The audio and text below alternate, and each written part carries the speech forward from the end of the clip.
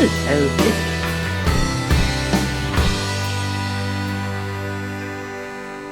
Hello, this is Liz. Welcome to my little urban homestead. I apologise for the noise in the background. As you'll see when we go round to the cooker, my pressure camera is going, my large one, with dog food in. I am also more or less halfway, or just over halfway through this mammoth 3 to 4 day preserving and cooking and everything.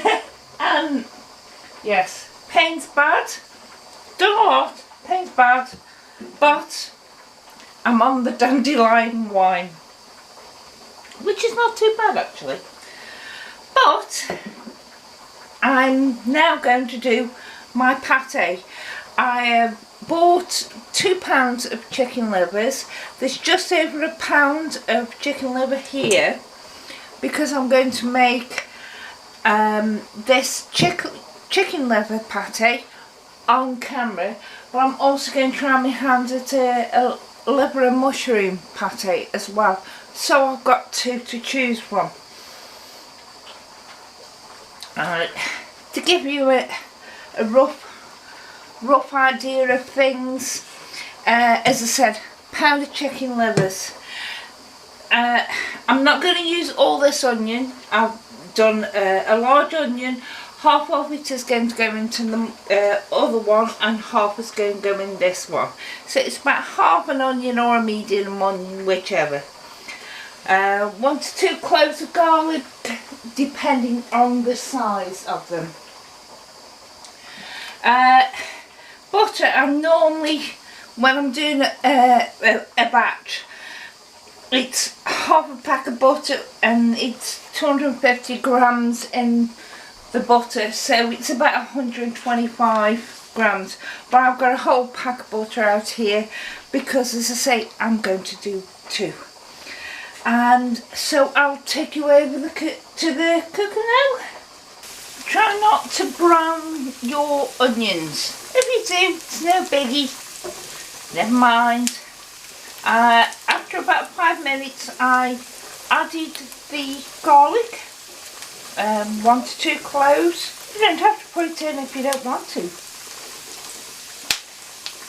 And now I'm adding the chicken livers.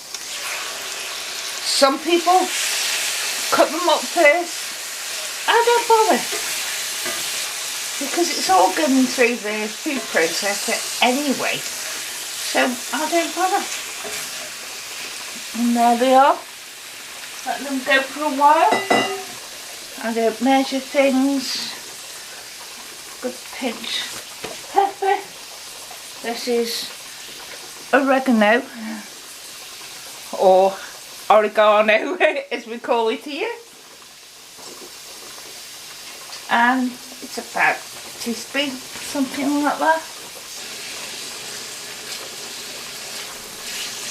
Now you want to make sure that the chicken livers are cooked, because where I get them from, they are frozen. So if I'm to make this pate and then freeze portions of it, which I will be doing, I have to change the state of what it was that was frozen. The only frozen thing here is the chicken livers. If I change its state from raw to cooked, then I can refreeze it again in the form of pate.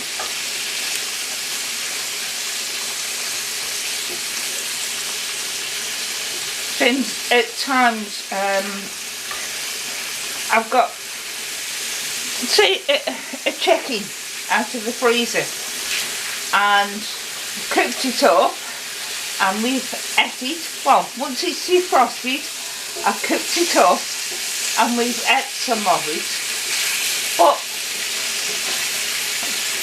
we weren't going to be able to eat the remaining bits of it. So I just pulled all the meat off, and I can put it in another meal and make a meal of for the freezer, or I can just freeze the cooked chicken. As long as you remember, you've got to change the state. If it came out of the freezer in one state, the only way you can put it back is in another state. So if it went in raw, then you've got to cook it. If it was already cooked in a meal, I personally wouldn't put it back once it's defrosted.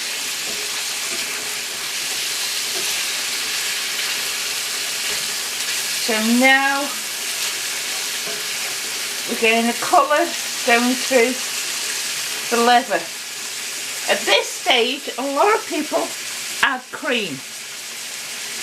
Now there's a lot of butter going in there, which reminds me, let's get the butter going. The remaining part of that butter.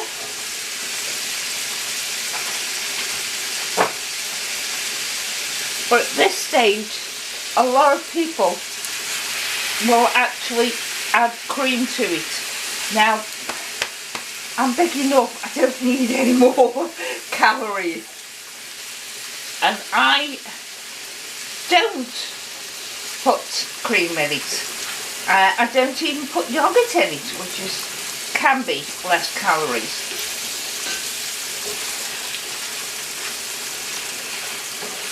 And actually it tastes better than the bought stuff that has got more calories in it, more additives and preservatives.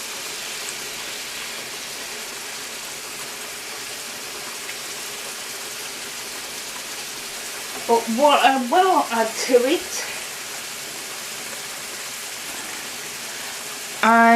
now and again I buy this organic milk, which has got a lot of the cream added back, so I will add some of this. I don't always, it's just that now and again I buy this to add to my kefir, so I thought I'll put it in this. So I'll turn the heat off. If you want to add cream, you can add cream. As I say, though, I don't bother. I just add a splash of this. I haven't a clue how much. It just isn't much. That's all I can say. It just isn't much. I am now going to basically put it in the food processor and blend it. But as I've said, cast iron to me is extremely heavy. So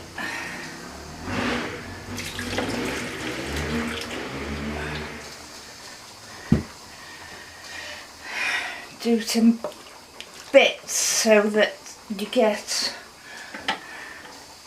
less each time to pour.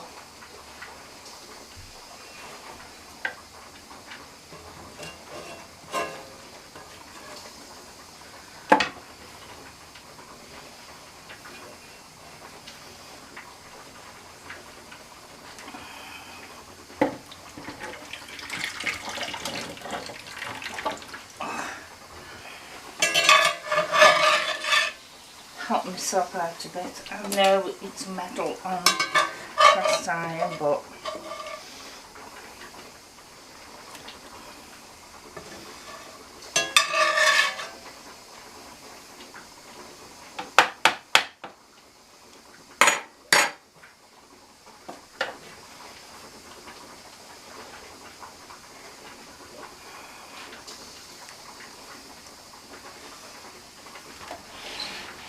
and then just wazz it up.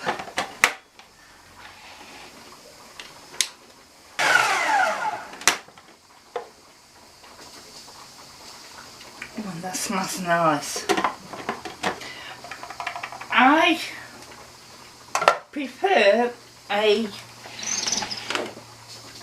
coarser one. So what I'm going to do is You can pass it through a sieve at this stage to get it very fine, but I'm going to leave it as it is.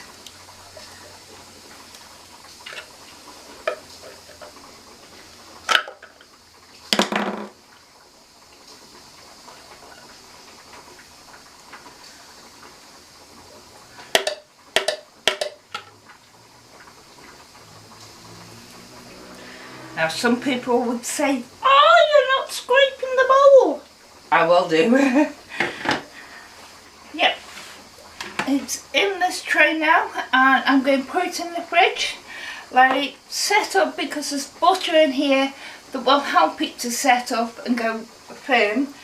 And then I'm going to cut it into 4 portions and vacuum seal it and put it in the freezer. It's there for when I want it. So I'll show you when I'm at that stage. These are the pate that I made yesterday. I didn't melt butter on the top of it because I'm going to be cutting them up and freezing them. Anyway, vacuum packing them and then seal them.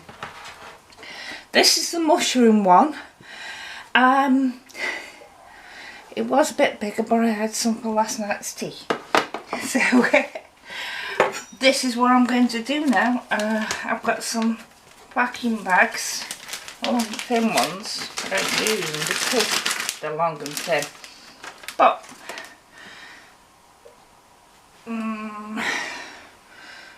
let's do the mushroom one first. With them being in the fridge, all the butter that's in them has set up really well.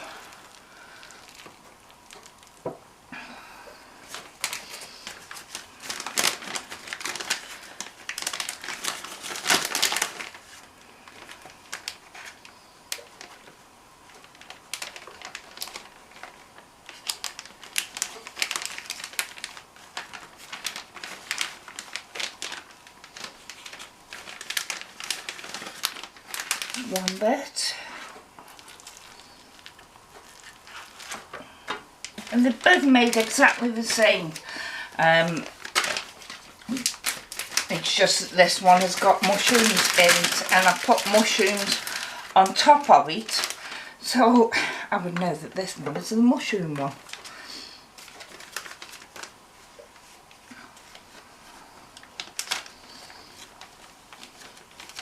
Mushrooms I cooked off a bit first before putting them on. But there's 2 big mushroom pate.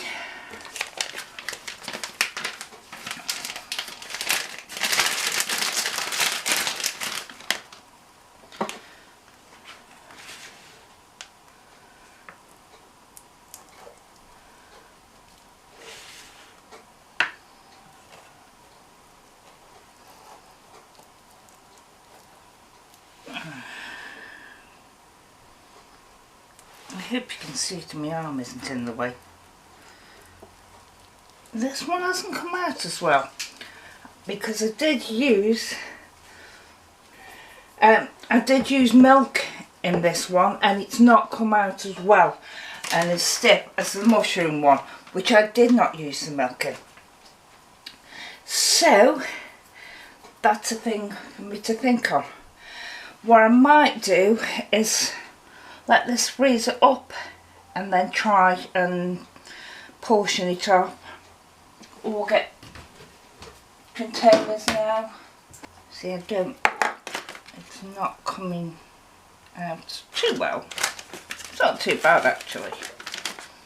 Just not as firm because the milk did make it taste creamy, but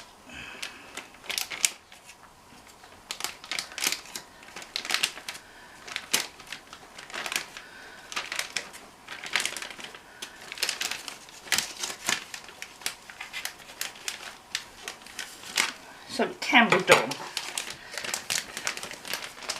Just seal that now.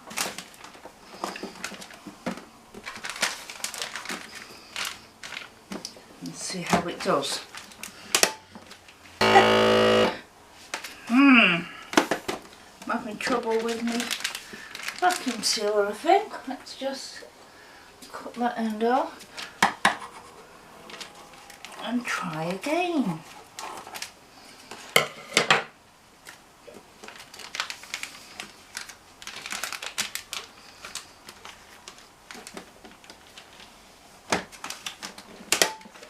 Now these bags obviously are useless for vacuum sealing. I think I'll put them in small containers. These are alright then, the mushroom ones. Yes, this is a lesson to you. I bought these bags as vacuum seal bags and they're not at all. That's 2 of the mushroom patty. Nice, but I still think I prefer it plain. Put it in containers. That one you saw, it's in a bag. It's alright. And I'm going to put a lid on these other containers. Not on that one though, because I can't find the lid anywhere. So I'm going to do the same with this.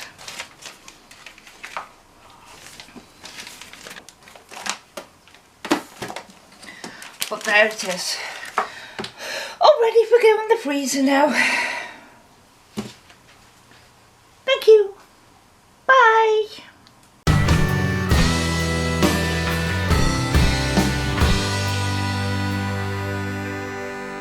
It's a